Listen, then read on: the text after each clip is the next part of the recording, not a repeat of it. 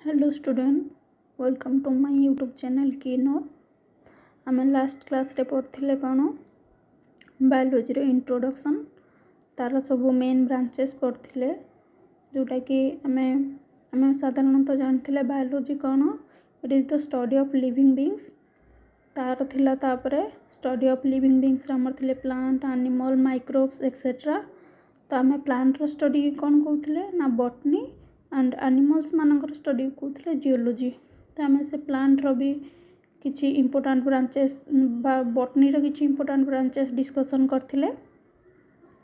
आज आमर एटा गोटे नुआ टॉपिक आम स्टार्ट करबा तो सेल पूर्वर जानिया सेल पढ़िया पूर्वर आम जानिबा कि आम सेल कोठी कोठी शुणीचे सेल आम मैथमेटिक्स रे भी शुणीचे सेल तापर आम जेल को भी बेले बेले सेल कुहे जो कैदी माने रुहंती तो आज आम बायोलॉजी रे जो सेल यूज हुए जो वर्ड ताको जानिबा सेटा कौन बोली आम फास्ट जानबा what is cell. Cell is the fundamental structural and functional unit of living organisms. सेलटा कौन आमर structural and functional unit of a living organism. आम गोटे एग्जांपल नबा जेतेबेले आम गोटे घर तैयारी करिबा घर तैयारी पई कौन आम प्रथमे दरकार करिबा इटार दरकार हबो इटा मिसिले आमर कांथ तैयारी करिवे कांथ मिसिले गोटे रूम हबो किछिटा रूम मिसिले गोटे घर हबो तो गोटे घर तैयारी करिबा पई इटाटा आमर जेमती बेसिक यूनिट सेमती गोटे ह्यूमन रो बॉडी जेतेबेले कंस्ट्रक्ट हबो तार बेसिक यूनिट कौन ना सेल। ह्यूमन हो किंबा अदर एनिमल हो तार बेसिक यूनिट कौन हम सेल। एबे हमें जानिबा डिस्कवरी ऑफ सेल्स सेल केमिति डिस्कवर हला आम अर्थ रे पूर्वरु ना एमती सब ऑर्गेनिजम थिले फर्स्ट कौन हला ना सेल यूनिसेलुलर ऑर्गेनिजम रहिले अर्थ रे से माने धीरे धीरे डेवलप हेका मल्टीसेलुलर ऑर्गेनिजम बा ह्यूमन आम परिका ऑर्गेनिजम तैयारी हेले प्रथमे अर्थ रे एमिति ऑर्गेनिजम नथिले तो फास्ट आम गोटे सेल को तो आम खाली आखिरे देखि परिबा नहीं सेल को देखिबा पय हमर माइक्रोस्कोप रो यूज करा जाए तो से माइक्रोस्कोप को फास्ट के बिल्ड करथिले ना जाचारियस जानसन वर्ड्स ए नेम गुलटी के मने रखिबे मु सब हाईलाइट कर देछि जाचारियस जानसन कोन माइक्रोस्कोप बिल्ड करथिले तापर ताकू गालीलियो कोन करथिले ना मॉडिफाइड करथिले जाचारियस जानसन बिल्ड कले गालीलियो ताकू मॉडिफाइड कले तापर आम आउ गोटे ना मन रखिबा रॉबर्ट हुक सी कौन करथिले ना से गोटे कॉर्क स्लाइस रे से सेल को देखिथिले हला तो सेल डिस्कवर किए करथिले रॉबर्ट हुक कोथरे ना गोटे कॉर्क स्लाइस रे आ सेटा डेड सेल ही थिला सेटा लाइव नथिला सेटा थिला डेड सेल आउ को ईयर रे करथिले ना 1665 आ से 1665 रे मध्य गोटे बुक लिखिथिले जहार ना हला माइक्रोग्राफिया से रहले तो या भितरु 3-4 पॉइंट मन रखिबे सेल के डिस्कवर करथिले ना रॉबर्ट हुक से तांकर बुक ना कौन तांकर बुक ना थिला माइक्रोग्राफिया ईयर नाटा भी मन रखिबे सेटा इंपोर्टेंट 1665 आ सेटा कोथरे से डिस्कवर करथिले बेले बेले क्वेश्चन आसे हेटा हला कोथरे ना कॉर्क रो स्लाइस रे आ सेटा कोन थिला ना डेड सेल थिला एति की मन रखिले तापर हम नेक्स्ट पढिबा एंटन वॉन लीवेनहुक सी कौन करथिले ना लाइव सेल को डिस्कवर करथिले हुक करथिले डेड सेल ये करथिले लाइव सेल तापर आसले रॉबर्ट ब्राउन कौन करले ना सी न्यूक्लियस डिस्कवर करथिले आ कोथरे करथिले ऑर्चिड जो प्लांट अच्छी तार रूट रे से न्यूक्लियस को डिस्कवर करथिले सॉरी तापर आसले दुर्जरदीन कौन करथिले ना से आम सेल भितरे गोटे सेमी फ्लूइड सब्सटेंस पाइथिले जहा को सी कहिथिले सार्कड लैटर पुरकिनजी से सार्कड को कौन कहला ना प्रोटोप्लास्ट ना गुड़ा टिके इंपोर्टेंस मन रखिबे तापर चिल्ड्रेन एंड स्वान से दी जन साइंटिस्ट थिले से कौन करथिले ना से सेल थ्योरी फॉर्मुलेट करथिले चिल्ड्रेन थिले जने बोटानिस्ट एंड स्वान थिले जने जियोलॉजिस्ट विषय आम पढ़ा। इन 1838 माल्थियास चिल्ड्रेन से जने थे जर्मन बोटानिस्ट सी ऑब्जर्व करते एंड कौन कही ना प्लांट सेलटा कौन है ना बहुत गुड़िए सेल को लेकिन गठित होती। आउ स्वान कौन कही स्वान 1839 रे थियोडोर स्वान से जने थे ब्रिटिश जूलॉजिस्ट सी different type of animal cell विषय स्टडी करथिले। से different type of animal cell विषय स्टडी करथिले एवं से कौन कही हम देखिए एवं सी कही कि he reported that cell had a thin outer layer which is today known as plasma membrane। से सेल मानक ऊपर आमर चिल्ड्रेन कौन कही प्लांट सेल अनेक गुड़िए सेल मानक नहीं गठित। स्वान कहले से जो थीन सेल रे तार थीन आउटर लेयर गोटे अच्छी से जोटा को कही प्लाज्मा मेम्ब्रेन।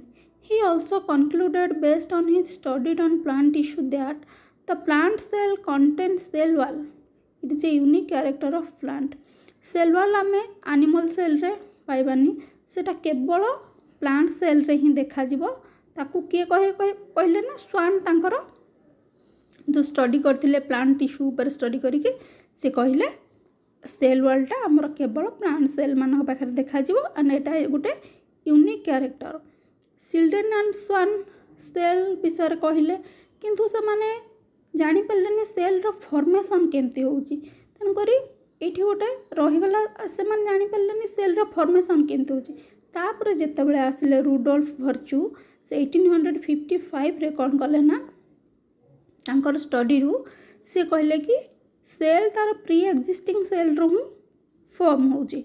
से ताले हमें पढ़िबा एबे से कौन कहितले Rudolf Virchow explained that cell divided and new cells are formed from pre-existing cell।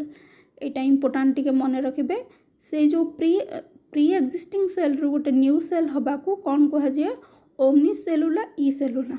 Exam रे एटा थरे आसीथिला सिटी रो एग्जाम रे प्राय what is the meaning of omni cellula e सेलुला।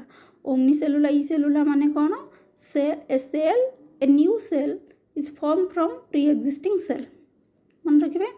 तापर से रुडोल्फ वर्चू कौन कले ना चिल्ड्रेन एंड स्वान जो हाइपोथेसिस देइथिले सेल विषय रे सी ताकू गोटे फाइनल स्टेप देले कि Rudolf Virchow he modified the hypothesis of Schleiden and Schwann to give the cell theory final step. आमे किछि फंडामेंटल फीचर्स ऑफ सेल विषय पढ़िबा। तो आमे फर्स्ट पॉइंट रे पढ़िबा organisms are composed of different type of cell and their products. आमे जानले सेलटा थिला हमर कोन तो फंडामेंटल यूनिट ऑफ लाइफ। तो कौन है organisms are composed of different type of cells and their products. Each cell is made up of a small mass of protoplasm having a nucleus in its sorry एटा easy जाइछि एटा विन कर देबे nucleus in its inside and is surrounded by a plasma membrane with or without a cell wall on its outside। आम जानले cell थिबो cell भितर गोटे न्यूक्लियस थिबो तापर तार सेठी प्लाज्मा मेम्ब्रेन थिबे आ कोउथिरे थिबो सेल वॉल एंड को सेल रे थिबो नथिबो सेल वॉल। सेल वॉल केवल तो आम जानले गोटे यूनिक कैरेक्टर हला कहार प्लांट मानकर हला। तापर आम प्रोटोप्लाज्म जो वार्डटा से कौन न्यूक्लियस प्लस सेल रे जो न्यूक्लियस थिबा और साइटोप्लाज्म दीटा जाक मिसेकी कह जाए कौन प्रोटोप्लाज्म। तापर रुडोल्फ वर्चू जो कही new cells arise from pre existing cell. All cells are basically alike in their chemistry and physiology. जेते सब सेल अच्छी से केमिस्ट्री एंड फिजियोलॉजी कौन सामान केमिस्ट्री और फिजियोलॉजी सामान। ये पॉइंट को आम टे देखा जदि आम बायोकेमिस्ट्री अनुसार देखा सबु सेल रो कंपोजिशन सबु सेल रो जो प्रोटोप्लाज्म रो कंपोजिशन नियरली सिमिलर थाए। तार कंपोजिशन कौन थाए carbon hydrogen oxygen nitrogen phosphorus sulphur etcetera सबु सेल रे थाए। खाली कौन सेल जो ऑर्गेनिज्म अनुसार तार क्वांटिटी कम बेसी होता है। तो फिजियोलॉजी अनुसार केमती से फिजियोलॉजी रे से रेस्पिरेशन हुए ग्लूकोज ब्रेकडाउन होगी आमको एनर्जी मिले। तो यहाँ सबू यूनिसेलुलर रे हुए मल्टीसेलुलार रे हुए सब ऑर्गेनिज्म मानकर प्रायतः सेम फिजियोलॉजी देखा जाए। एबे हमें मॉडर्न थ्योरी रो किछि पॉइंट देखिबा। मॉडर्न सेल थ्योरी कौन कहगला bodies of all living beings are made up of cell and their products एटा हम जानछे। तापर cell are unit of structure in the body of living organism एटा भी हम जानले पूर्व हम सब डिस्कशन करले। Each cell is made up of small mass of protoplasm having nucleus, a number of organelles and covering membrane. Next point है while a cell can survive independently, the cell organelle cannot do so. जितेबाला आम गोटे cell को आम body रू बाहर करके नहीं देखा सेटा को आम सी कौन कर ना सी सर्वाइव कर किंतु जितेबाला सेल गोटे organelles mitochondria Golgi body etcetera को आम बाहर को लेकिन देखा बाहर को नवा से सर्वाइव करें ना ये पॉइंटर मीन्स था या तापरे cell belonging to different organisms and different region of same organisms are fundamentally similar in their structure chemical composition and metabolism. ये गोटे बुझंतु से कौन कहला cell belonging to different organism जदि आम दुईटा डिफरेंट टाइप ऑर्गेनिजम्स नवा मनकर आम गोटे नेले कैट आ गोटे नेले माउस सेमानंकर जदि आम सेल को देखा तांकर structure chemical composition metabolism same थिबो। जदि भी आम गोटे ऑर्गेनिज्म नवा आम कैट नेले तार डिफरेंट पार्ट रू गोटे हेड रू नेले गोटे लेग रू नेले जो सेल नहीं देखा तार मध्य स्ट्रक्चर आउ केमिकल कंपोजिशन आउ मेटाबॉलिज्म प्राय सेम रहिबो। 6 पॉइंट देख life exist only in cell because all activities of life are performed by cell. एटा किसी बुझार नहीं सेल द्वारा ही सब एक्टिविटी आमर परफॉर्म्ड होची। 7 point cell gets modified depending upon specific requirement cell कौन करे रिक्वायरमेंट अनुसार मॉडिफाइड होता है। 8 पॉइंट है cell shows homeostasis. Homeostasis means what? Homeostasis means any process that living things use to actively maintain fairly stable condition necessary for survival. Survival करने से जो गोटे कंडीशन को स्टेबल करके रखी था सेटा कहुए होमियोस्टासिस। तापरे 9 पॉइंट रे genetic information is stored and express inside the cell. आमर जो जेनेटिक रहा जेनेटिक मटेरियल डीएनए आरएनए सबू सेल भितर था सेल कौटी न्यूक्लियस भितर क्रोमोजोम भितर डीएनए। 10 पॉइंट कौन कहला ना life passes from one generation to next generation in the form of cell. आमर जो गोटे जिते गोटे नुआ ऑर्गेनिज्म स्टार्ट होची तो कौट होची सेटा फर्स्ट स्पर्म गोटे आसला तापर ओभार स्पर्म आ ओभार फर्टिलाइजेशन हो जाइगोट होची सेटू तो गोटे नुआ ऑर्गेनिज्म स्टार्ट होची ना जानले। तापर 11 पॉइंट देख growth of organism involves growth and multiplication of its cell. गोटे ऑर्गेनिज्म रो ग्रोथ होची बोली हमें सेतेबेले कहबा जेतेबेले तार सेल जेतेबेले सेल माने मल्टीप्लाई हेबे एवं ग्रोथ करिवे सेतेबेले जाके गोटे ऑर्गेनिज्म रो ग्रोथ हो बोली हमें कहबा। आमे या पर देखिबा किछि एक्सेप्शन अछि सेल थ्योरी रो ताकू टिके डिस्कशन करिबा।